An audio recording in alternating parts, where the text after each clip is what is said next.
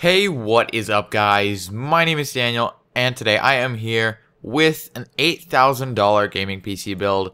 Now, this is not meant to be a serious build. I did an $8,000 PC build a while back, and the general response to it was, why would you make this build? This is obviously overkill. Why? Nobody would ever buy this. And even though in that video numerous times I said that it's not meant to be a serious build.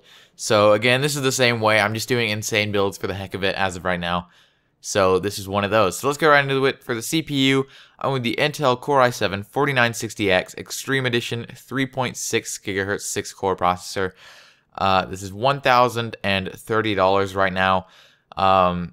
Although it does have hyper-threading, so it will perform more like a 12-core processor, even though it isn't. So moving on to the CPU cooler, I'm with the Cooler Master Glacier 240L liquid CPU cooler. This is $130, and as far as closed-loop coolers go, this is as good as it gets without just being insane. You get almost the performance of, a custom loop, a much more expensive custom loop. So for the price, this is actually surprisingly good. Moving on to the motherboard, I'm with the Asus Rampage 4 Black Edition EATX LGA 2011 motherboard.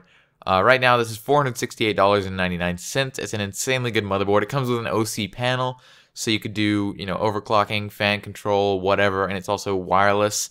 So it's 5¼ inches, so you can use it as in like an optical bay if you wanted to do that, and you can control all of your overclocks and fan speeds and stuff like that on there.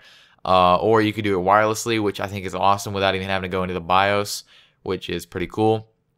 So yeah, for the memory, I'm with the G-Skill Ripjaw Z series, 64 gigabytes, just 8 sticks of 8 gigabytes. This is DDR3, 2133 megahertz memory. This is $680. This RAM is actually really, really stable.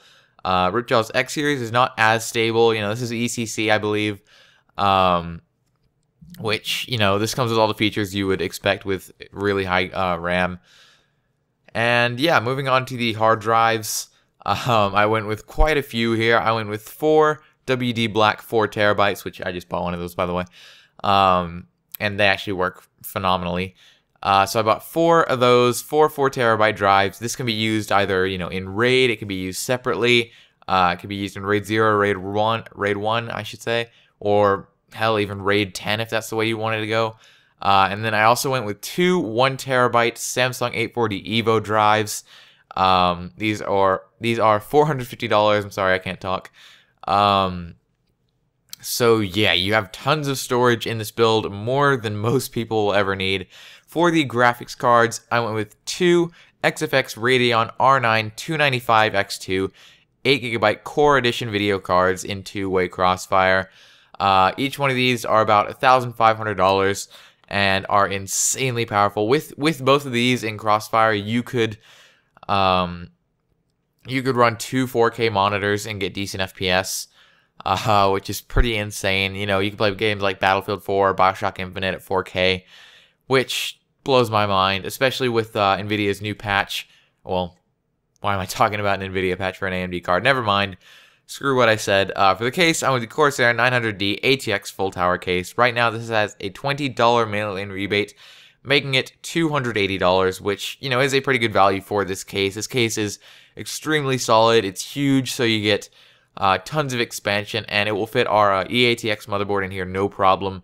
So, and our huge graphics cards for that matter. So you shouldn't have a problem fitting anything in here or upgrading to whatever else you want. For the power supply, I'm with the Corsair AX 1500i, 1500 watt, 80 plus titanium certified, fully modular ATX power supply. This just came out recently.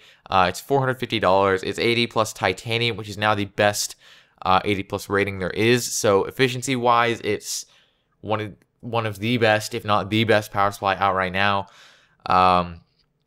And it also the fan doesn't even spin up until you hit about 400 watts of usage. So I don't know exactly how much this system is going to idle at.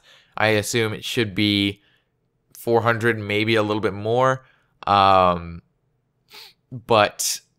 yeah, it may be under 400, so I'm not completely sure. So it may not even spin up if you're idling. So if you just leave your PC on and leave it and, shut down all the applications on it or something like that, it may actually turn the power supply fan off, which is totally awesome. For the optical drive, I went with just in a standard ASUS read and write $8,000. So yeah, for the sound card, I'm with the Creative Labs ZXR 24-bit 192 kilohertz sound card. This is $205. You really don't have to go with this. If you are actually going to buy this build for some reason, you could definitely take this out of it. I just did it because I already had the $8,000 price range in mind, so I just did that to, hit that mark. So yeah, like this video if you enjoyed, subscribe if you're new here. I post content every other day. Thanks for watching, and peace.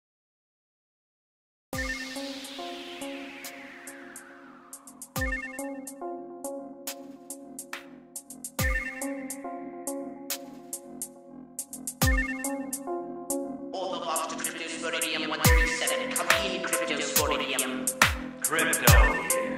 How's the view from the safe of the month?